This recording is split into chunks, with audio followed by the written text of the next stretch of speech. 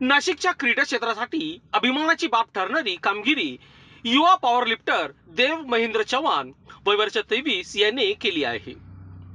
गोंदिया येथे दिनांक 12 ते 14 जून 2026 दरम्यान पार पडलेल्या वेट झोन राष्ट्रीय पॉवर लिफ्टिंग स्पर्धेत देव चव्हाण यांनी आपल्या ताकदीचा ठसा उमटत सुवर्ण पदक पटकावले आहे।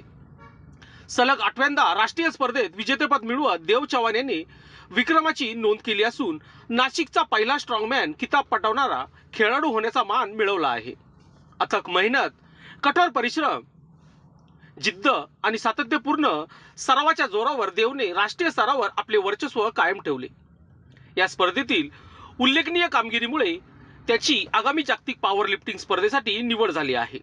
यापूर्वी श्रीलंकेत झालेल्या जागतिक पॉवर लिफ्टिंग स्पर्धेतील देव चव्हाणने चमकदार कामगिरी करत 3 सुवर्ण पदकाची कमाई केली होती।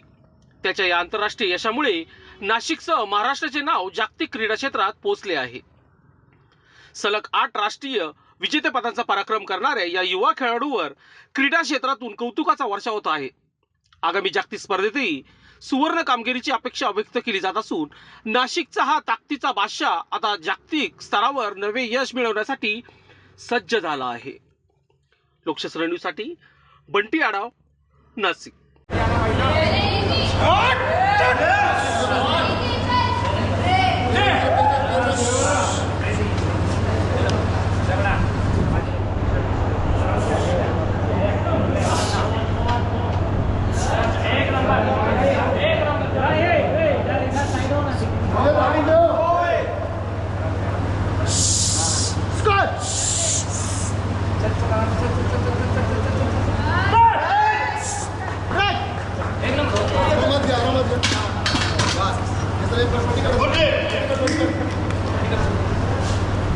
लोकांनी लोकांसाठी उचललेले अस्त्र म्हणजेच लोकशास्त्र न्यूज।